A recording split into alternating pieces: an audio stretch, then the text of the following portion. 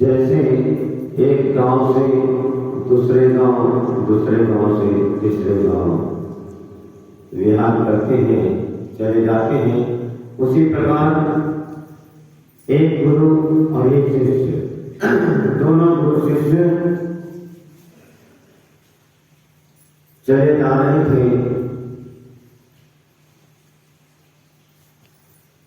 आपस में कुछ शंका समाधान भी चल रहा था। शंका समाधान के चलते चलते शिष्य ने गुरु से कहा, गुरुदेव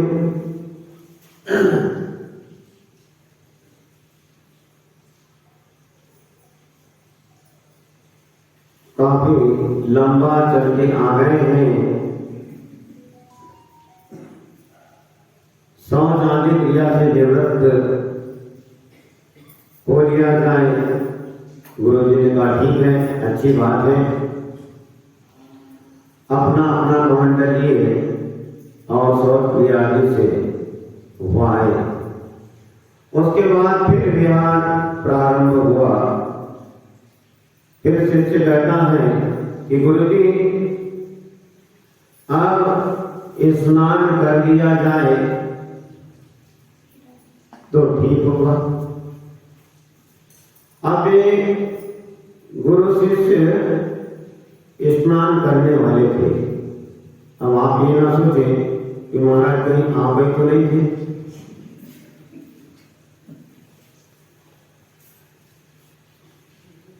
तो वे गुरु शिष्य आपस में चर्चा करते हैं। शिष्य गुरु से कहता है कि गुरु जी अब स्नान कर लिया जाए तो ठीक होगा। गुरु जी ने कहा ठीक है, आगे देखते हैं, जहां कोई ऐसी व्यवस्था बन जाए तो वहां स्नान हो जाएगा।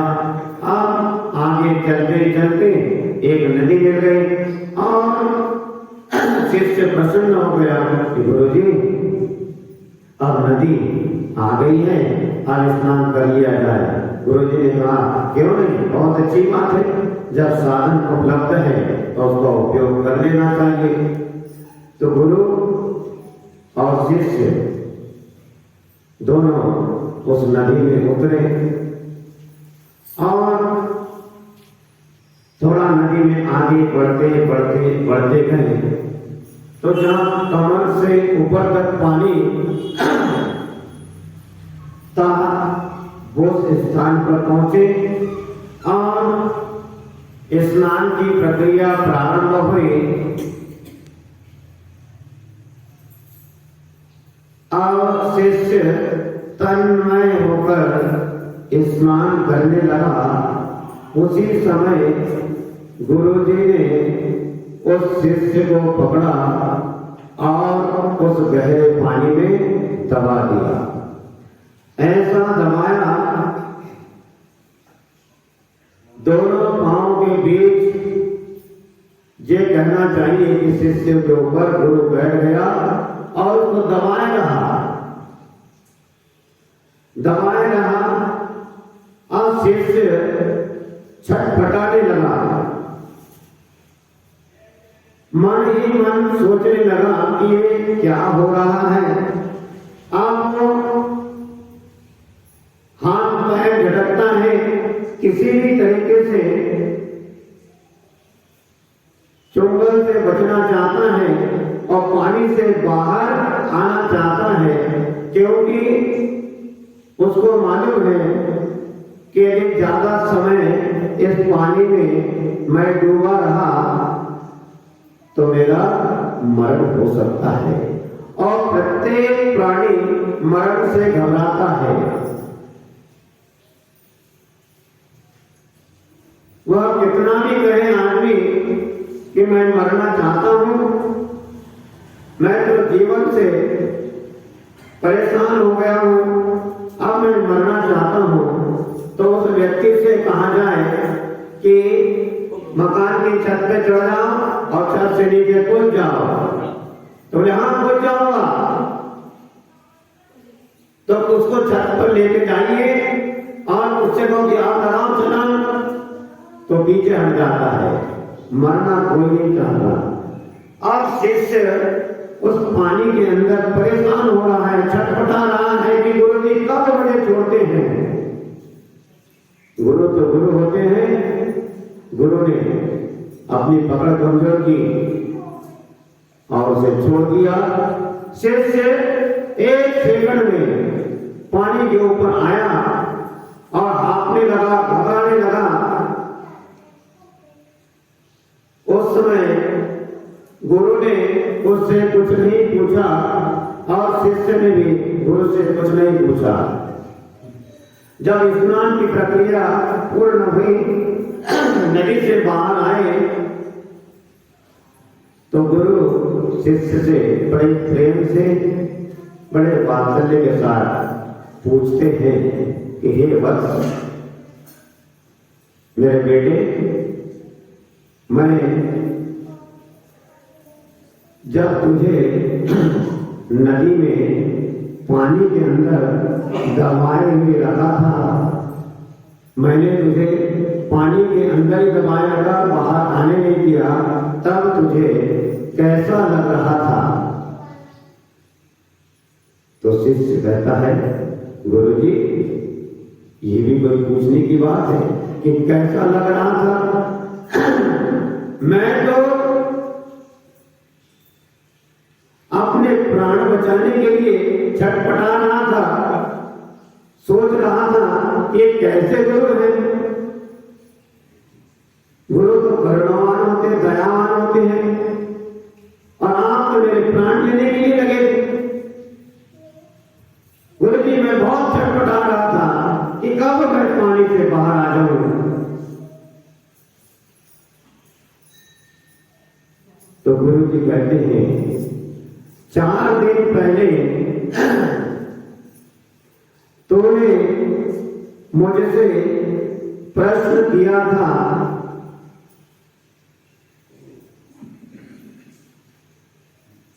कि परमात्मा के दर्शन के लिए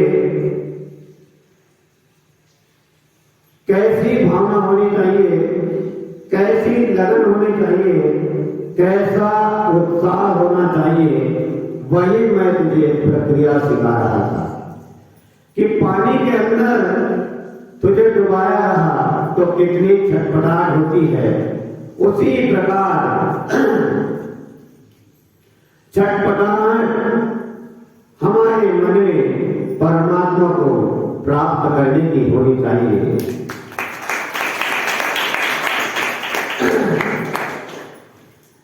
जैसे आप विनय पाठ पढ़ते हैं, भगवान का अभिषेक करने के बाद विनय पाठ पढ़ते हैं, तो विनय पाठ में वह पंक्तियां हमें याद दिलाती हैं इसी संदर्भ में कि तुम बिन मैं व्याकुल भयो जैसे जल बिन में।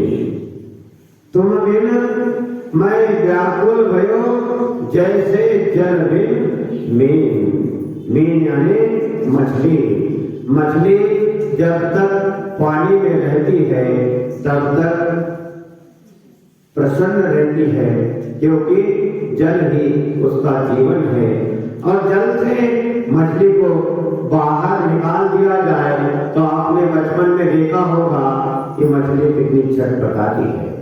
वह पानी में, जल में वापस जाना चाहती है कि जल ही मेरा जीवन है। एक क्षण भी पानी के बिना नहीं रह सकती है। वह जल को अपना जीवन मानती है। उसी प्रकार इस मनुष्य के मन में भी एक छटपटाहट होनी चाहिए।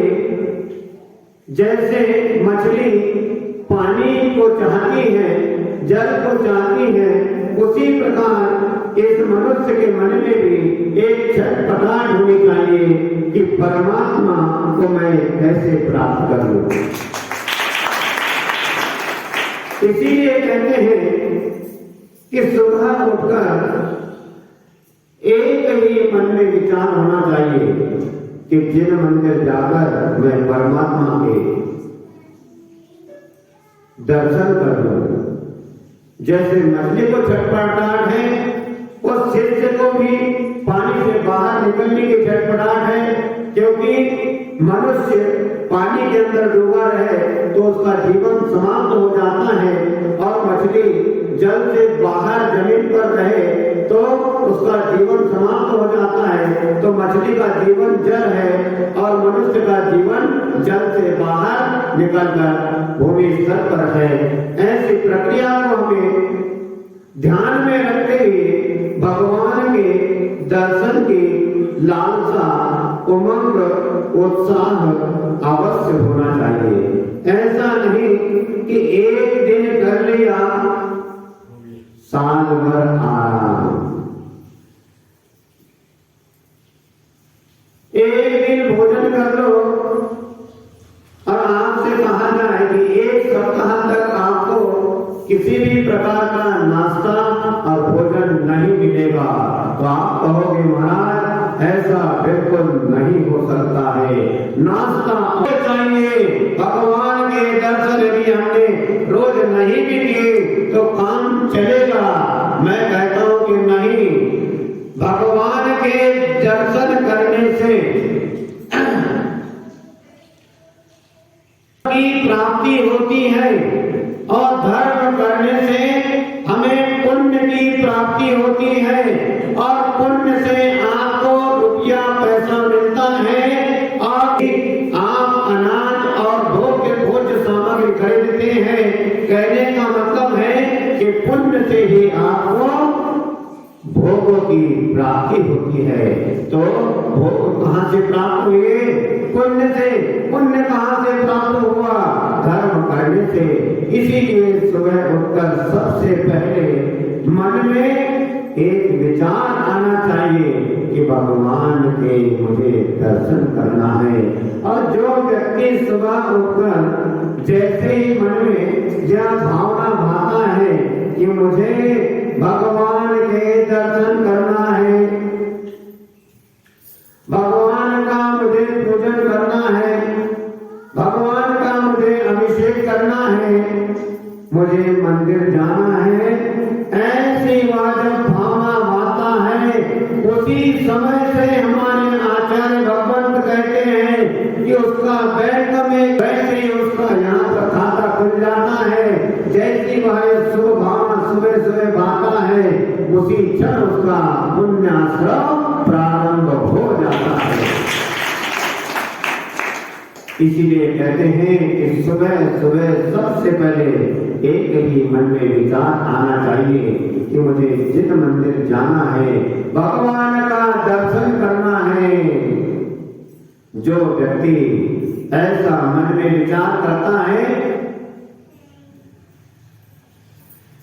उसके लिए समस्याओं से लड़ने का समाधान मिल जाता है। कहते हैं जब चिंतो तब सहस्र फल, जब चिंतो तब सहस्र फल। जब जिनेंद्र भगवान के परम पवित्र गुणों का चिंतन किया जाता है, परमात्मा को याद किया जाता है, उनके गुणों का गुणानुवाद चिंतन के माध्यम से किया जाता है, उस समय कहते हैं सहस्र फल, 1000 उपवासों का फल प्राप्त हो जाता है। हमारे आचार्य भगवंत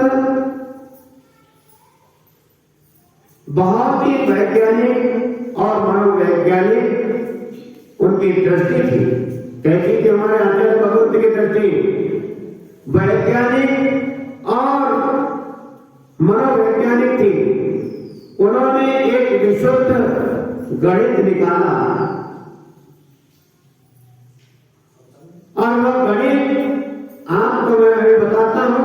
उसके पहले आप इस पंक्ति का अर्थ समझ ले कि जब चिंतो तब सहस्र फल।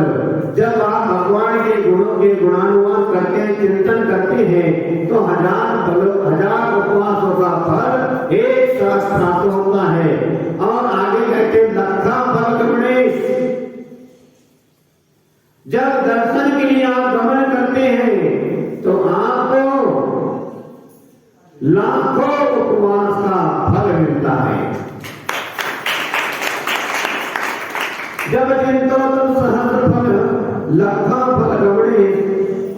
कोड़ा कोड़ी अनंत फल जब दिन भर दिसे। जब आपने उनके गुणों का चिंतन किया तो 1000 उपवासों का फल प्राप्त हुआ, और जब आप उनके दर्शन के लिए गमन करते हैं, चलना प्रारंभ करते हैं, तो लाखों उपवास का फल मिलता है। और आगे कहते कि जब भगवान का दर्शन हो जाता है तब करोड़ों करोड़ों उपवास का फल प्राप्त होता है। अब विचार कीजिए, भगवान के दर्शन से इतना लाभ होता है, इसीलिए हमारे जितने भी आरती आचार्य हुए, वर्तमान में आचार्य उपाध्याय साधु सभी यही कहते हैं कि गृहस्थों के लिए कि सावधान हो जाओ, जागो, सोते मत रहो। जो सोता है वो खोता है, और जो जागता है वो पाता है। एक सुबह आप प्रक्रिया अपना लो, क्या दुकान की, क्या मकान की, क्या परिवार की, किसकी चिंता करते हो, कोई साथ देने वाला नहीं है। एक बार सुबह उठकर भगवान के दर्शन कर लो, सारी चिंताएं दफा दफा हो जाती है। घबराने की आवश्यकता नहीं है। तो हमारे पूर्वाचार्य की जो दृष्टि है वो बड़ी वैज्ञानिक और मनोवैज्ञानिक थी। उन्होंने एक बड़ा विशुद्ध गणित निकाला, एक विशुद्ध गणित निकाला, जैसे 5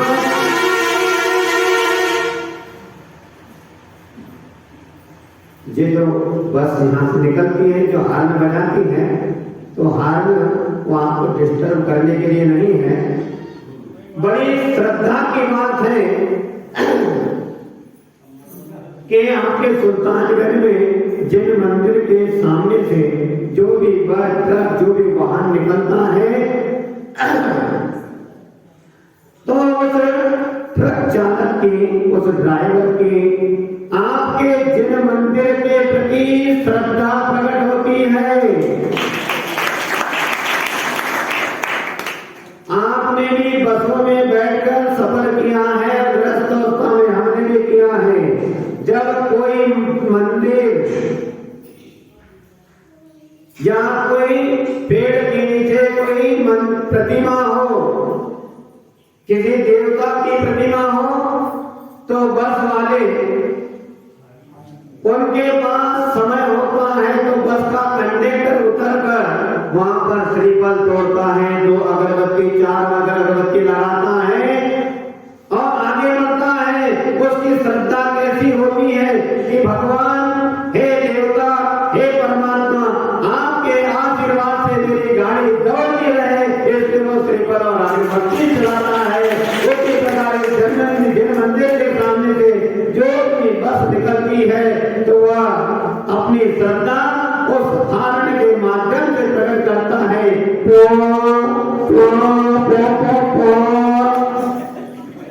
ये उसकी श्रद्धा भक्ति है। समझ गए आप? जब ऐसे बस चालक, कोई जरूरी थोड़ी है कि वो जैन भैया होगा, नहीं, वो समझता है कि ये मंदिर है, ये शिखर दिखाई दे रहा है, श्रद्धा से इनके सामने नतमस्तक हो जाओ, हमारा कल्याण हो जाएगा, ऐसी भावना से वह हार्न बजाता है।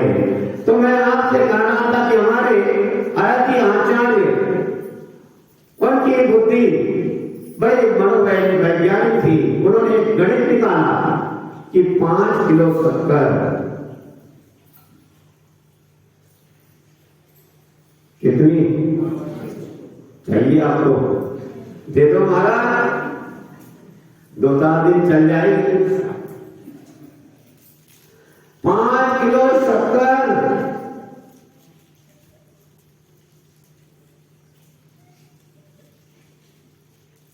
बहुत अच्छे।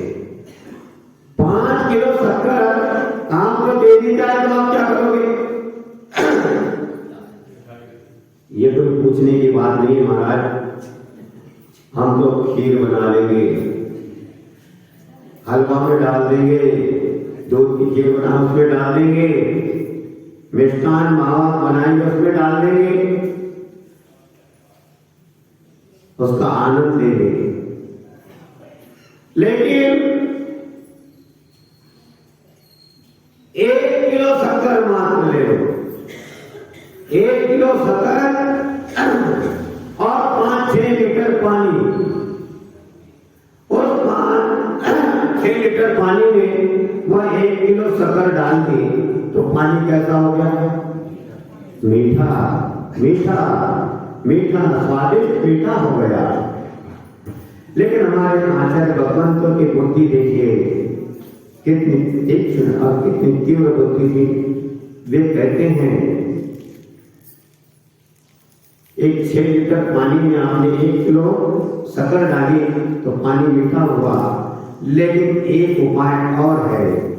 5 किलो शक्कर की आवश्यकता नहीं, 1 किलो शक्कर की आवश्यकता नहीं, 6 लीटर पानी को मीठा करने के लिए 1 किलो शक्कर की आवश्यकता नहीं है, मात्र 2 चम्मच से क्रीम की आवश्यकता है, पानी मीठा हो जाएगा।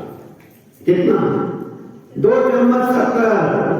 ठीक उसी प्रकार हमें समझने की आवश्यकता है कि इतने करोड़ों दिन के उपवास करके, यानी करोड़ों दिन को उपवास करके व्यक्ति अपने जितने कर्मों की निर्जरा करके परिणामों की विशुद्धि प्राप्त करता है, उतने कर्मों की निर्जरा की विशुद्धि आदमी 1 दिन के मंदिर के दर्शन करके परिणामों की शुद्धि को प्राप्त कर सकता है। मात्र 1 दिन के मंदिर के दर्शन करने से। करोड़ों करोड़ों उपवास करोगे कहाँ? तब जाके कई कर्मों की निर्जरा होगी, और कर्मों की निर्जरा होने पर कुछ परिणामों में विशुद्धि आएगी। आचार्य भगवान कहते हैं कहाँ उपवास करोगे? यहाँ तो तुरंत ला दीजिए, इस हाथ दीजिए और इस हाथ दीजिए। ऐसे हम हमारे परमपिता परमेश्वर तीर्थंकर भगवान के दर्शन के लिए जिनेंद्र भगवान के मंदिर में हमें जाना चाहिए। और आप लोग समय से कभी जाते हैं, कोई लोग कितनी बार चले गए होंगे, कोई लोग 1 बार 2 बार 4 बार वहां जाकर देखते हैं कि मात्र एक टोक के दर्शन करने से, जब आप पुस्तक लेकर पढ़ते हैं कि इस टोक से, स्वर्णभद्र कोट से भगवान पार्श्वनाथ मोक्ष गए, धवल कोट से ये भगवान मोक्ष गए, इनके साथ इतने मुनि महाराज मोक्ष गए, और इस टोक की एक बार वंदना करने से इतने इतने करोड़, इतने मास, इतने 100 उपवासों का फल मिलता है प्रत्येक प्रचार में। तो उसी प्रकार यहाँ भी गांव में जो जिन मंदिर है, उस जिन मंदिर में जाकर उसी भक्ति भाव से जैसे सम्यक शिखर जी गए और प्रत्येक लोग क्या दर्शन करते हैं और पुस्तक लेकर अर्घ पढ़ते हैं कि इस श्लोक से इतने मुनि महाराज मोक्ष गए और ये भगवान मोक्ष गए, इतने उपवासों का श्लोक के परिक्रमा करने से, दर्शन करने से फल मिलता है। उसी प्रकार जिनेंद्र भगवान का जहाँ मंदिर होता है, उसी भावना से यहाँ भी आपको फल मिलता है। तो ऐसे भगवान के दर्शन करने प्रतिदिन जाना चाहिए। और तो और क्या कहें, हमारे आचार्य भगवंत की बहुत बारीक सूक्ष्म दृष्टि से क्या कहते हैं, जिनेंद्र भगवान के दर्शन करते हैं तो आपको ऐसे ऐसे उपवासों का फल प्राप्त होता है। और आपने यदि तत्वार्थ सूत्र ग्रंथ के 10 अध्याय का आपने पाठ कर लिया तो एक उपवास का फल मिलता है। अब यहां बात आती है कि आज आधुनिक भौतिक युग में इस प्रकार के भगवान के दर्शन के फल की चर्चा तत्वार्थ सूत्र के पाठ के फल की चर्चा,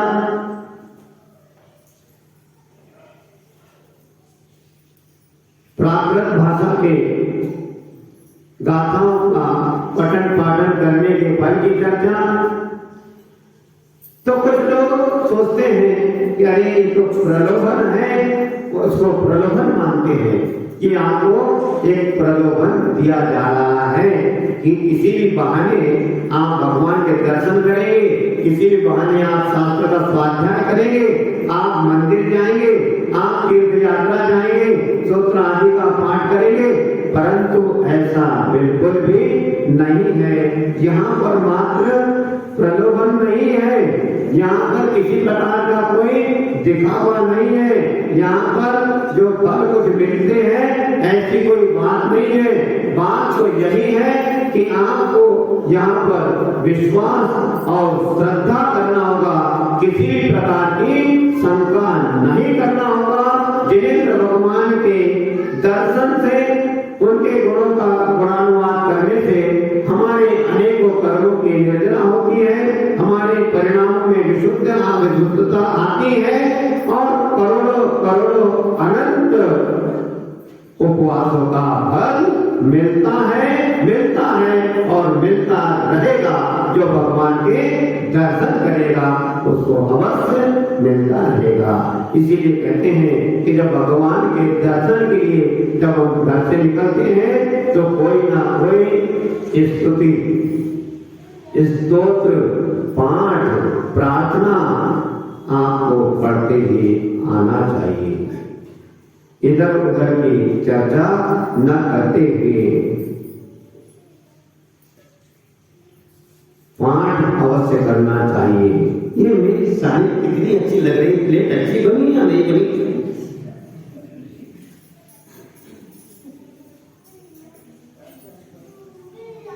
अरे क्या बात करते हो? देखता रेमंड कंपनी को फेल कर दिया है बिलवाड़ा ने। तुम चुप गए भाई साहब। ये जो कोट पहना मैंने ना डिग्जाम ना रेमंड तो भीलवाड़ा का है। अरे भाई बहुत अच्छा कोट बनाया आपने। अरे कोट और साड़ी की प्लेट छोड़ो, भगवान के दर्शन की भावना लाओ तो आपके पाप कर्मों की निर्जना अवश्य होगी। इसमें शंका बिल्कुल भी नहीं करना। और हमारा मंदिर जो है, मंदिर किसे कहते हैं? काहे के लिए जाना वहां पर? घर और मंदिर तो एक है। लोग बोलते मेरा मन मंदिर है। घर एक मंदिर है, मन एक मंदिर है। तेरे मंदिर में भगवान विराजमान है कि राक्षस? जितना आया सब आया, जितना आया सब लूट लो। पड़ोसी के दुकान पे ग्राहक आया, क्यों आया? मेरे दुकान पे, उसके भी ग्राहक सब मेरे पास आ जाए, सब लूटने की भावना। तो जिसके अंदर भगवान बैठा हो तो फिर बोलोगे मन एक मंदिर है, क्योंकि मंदिर में कौन बैठा होता है? भगवान। और जहां पर जिन प्रतिमाओं को स्थापित किया जाता है उस स्थान को मंदिर कहते हैं। ऐसे घर एक मंदिर और मन एक मंदिर कभी नहीं हो सकता। यदि आपकी भावना पवित्र है, आपके घर का वातावरण धार्मिक है, तो फिर आपका घर एक मंदिर हो सकता है। और आपके मन में भगवान के दर्शन की भावना है, आपके मन में आंख बंद करते से ही भगवान पार्श्वनाथ के दर्शन होते हैं तो आपका मन मंदिर कहलाएगा। और नहीं तो वह घर और मन मंदिर हो नहीं सकता। हमारा मंदिर जो है समोसरण का प्रतीक भी है। जैसे समोसरण में तीर्थंकर भगवंत की दिव्य ध्वनि गिरती है, वहां पर धर्मोपदेश प्राप्त होता है।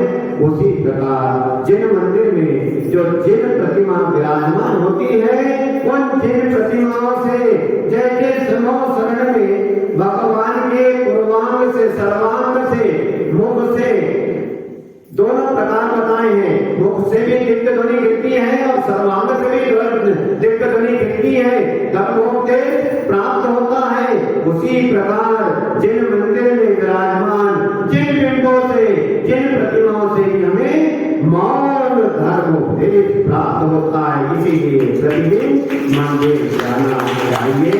आज यहीं पर विराम देते हैं कि आपका जीवन मंगलमय बने और आपके जीवन में प्रतिदिन जैन दर्शन, जैन पूजन, जैनेन्द्र भगवान का अभिषेक की प्रक्रिया निरंतर चलती रहे। इसमें किसी भी प्रकार की कोई छूट ना हो। आपका स्वास्थ्य है, कभी कहीं आना जाना है तो कोई बात नहीं, कहीं बाहर जाते तो वहाँ आप जैन मंदिर पहुंच सकते हैं, वहां पर पूजन अर्चन कर सकते हैं। लेकिन आलसी प्रमादी बनकर ये धोखाबाजी करके कि आज तो मेरा स्वास्थ्य खराब है, आज मैं मंदिर नहीं जाता हूँ, आज भगवान का पूजन अभिषेक नहीं करूंगा, नियम ले लिया, नियम तोड़ दिया, गलत बात। कहते हैं आग में, जलती हुई आग में कूद कर मर जाना, लेकिन नियम लेकर तोड़ना नहीं चाहिए। और जिनेन्द्र भगवान का पूजन अर्चन आप नहीं करोगे तो कौन करेगा? जिनेन्द्र भगवान का स्पर्श, जिनेन्द्र भगवान का अभिषेक उसी को मिलता है जो सूक्त कुल में उत्पन्न हुआ है, सदाचारी है, जिसके पास किसी प्रकार का कोई व्यसन नहीं है, वह भगवान का अभिषेक करता है। जो कोई अंग भंग नहीं है, जैसे किसी को किसी प्रकार का कोढ़, किसी प्रकार का कोई रोग, किसी प्रकार की कोई बीमारी ना हो, जो महामारी होती है ऐसी कोई बीमारी ना हो, वह व्यक्ति भगवान का स्पर्शन करता है, दर्शन करता है, पूजन करता है। हर किसी को सौभाग्य नहीं मिलता है। भगवान का पूजन तो एक कोई व्यक्ति साधारण दूर बैठकर कर सकता है, दर्शन हर कोई कर सकता है, किसी को कोई मनाही नहीं है। लेकिन जिनेन्द्र भगवान के पास इतना समीप जाकर उनका चरण स्पर्श करना, उनका अभिषेक करना बड़े किस्मत वालों को मिलता है, सौभाग्यशाली को मिलता है। और इसका अनुभव उस व्यक्ति से पूछिए जिसकी आंख नहीं है, वह भगवान को देख नहीं सकता, जिसके हाथ नहीं है वो भगवान का अभिषेक नहीं कर सकता। फिर उससे पूछिए कि भगवान के दर्शन और भगवान का अभिषेक कितना महान पुण्य का कार्य है, और हमें हाथ मिले हैं, आंख मिले हैं, कान मिले हैं, उसके बाद भी हम यदि आलस करते हैं तो हमारे जैसा मूर्ख आदमी इस दुनिया में कोई नहीं है। इसीलिए मैं कहता हूं सारे काम छोड़ो, एक काम करो, भगवान का अभिषेक करो।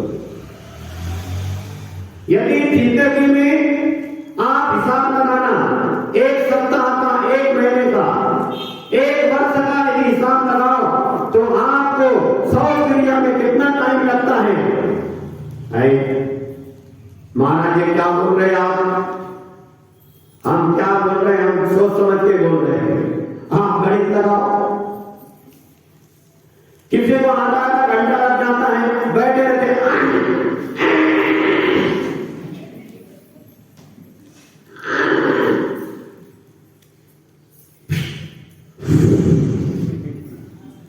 बिना बीड़ी पिए महाराज उतरती नहीं है।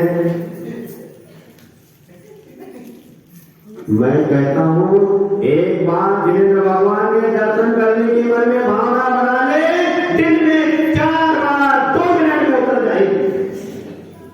क्या चिंता मत करो। आप भोजन करते हैं, भोजन में कितना टाइम लगता है?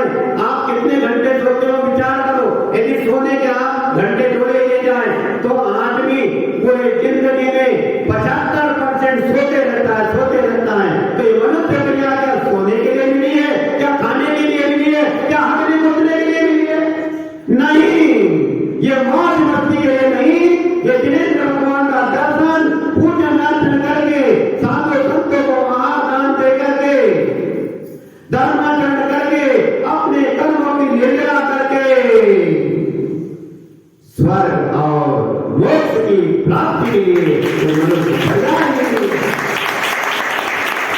विचार कर लेना एक बार। कि उपशांत सागर महाराज कभी कभी तो बहुत नरम और कभी कभी तो बहुत कड़क बोलते हैं। ये कर्म नरम और कड़क भी बहुत जरूरी है। आप लोग कहते हैं महाराज थोड़ा नमकीन ले लो, थोड़ी सेव ले लो, थोड़ी कुरकुरी है, थोड़े चिप्स ले लो। अरे अभी रसगुल्ला नरम खाया, थोड़ी नमकीन ले लो। तो कड़क और नरम जब भोजन में आवश्यक है तो फिर धर्मोपदेश में नरम और कड़क क्यों आवश्यक नहीं है? जरूरी है, जरूरी है। यहाँ जितने भी भाई लोग बैठे हैं,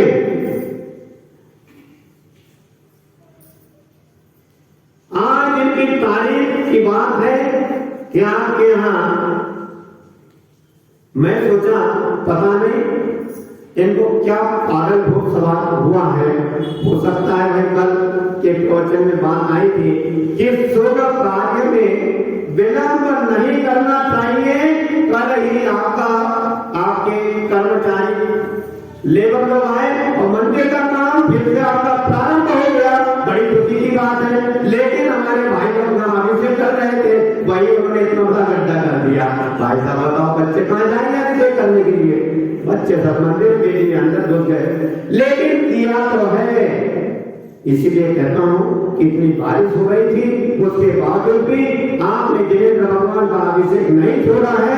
तो इसी भावना के साथ चाहे बाढ़ क्यों ना आ जाए, आग क्यों ना बरसे, क्या समझे, आकाश से जल बरसता है, पानी बरसता है, लेकिन कभी अग्नि भी बरस सकती है। मैं कहता हूं अग्नि भी बरसे, गांव में बाढ़ भी आ जाए, लेकिन एक ही भावना बना कि जिनेंद्र भगवान के दर्शन करके ही मैं अपने प्राण छोड़ूंगा। भले भगवान को मुझे बाढ़ में बहा कर ले जाना, लेकिन एक बार भगवान मुझे आपके दर्शन दे देना। ऐसी भावना लोग दिखाना। तो फिर आपका पुण्य और कोई भी नहीं चल सकता है। आपके कल्ले में पुण्य ही पुण्य होगा। आपके पीछे कितनी समस्या आ जाए, कितने संकट आ जाए, आप दुखी नहीं हो सकते हैं, क्योंकि आपके पास पुण्य है। जिस व्यक्ति के जेब में लाख 2 लाख 10-20 लाख रुपए हो, बाजार में निकला हो तो 10-20 हजार 50 हजार की वस्तु वो आराम से खरीद लेता है।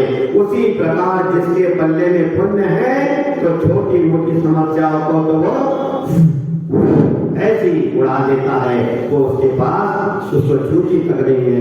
ऐसा पुण्य होता है। इसलिए जिनेंद्र भगवान का दर्शन पूजन अर्चन करके एक ही लक्ष्य बनाओ कि हमारे समस्त पाप कर्मों का नाश हो, और यह दिगंबर अवस्था में कब प्राप्त हो जाए ऐसा मन में भावना भाना, फिर आपके समस्त कर्मों का नाश होने का उपाय भी मिल जाता है। लेकिन जब तक गृहस्थ में है तो गृहस्थ आश्रम का आपको पालन करना है। गृहस्थ के लिए जो आवश्यक बताए हैं उनका पालन अवश्य करें तो आपका जीवन सुखमय हो सकता है। और सभी लोग चाहते हैं कि महाराज हमारा जीवन सुखमय हो जाए, तो महाराज की बात भी आपको मानना होगी। जो भगवान का अभिषेक पूजन नहीं करते हैं, आनंद प्रमाण करते हैं, आज उनको संकल्प लेकर कि नहीं महाराज चाहे कुछ भी हो जाए, भोजन मिले या न मिले, मैं भगवान का अभिषेक जरूर करूंगा, क्योंकि भगवान का अभिषेक किए बिना मेरा कल्याण होने वाला नहीं है। इसी मंगल भावना के साथ कि सभी का कल्याण हो गए।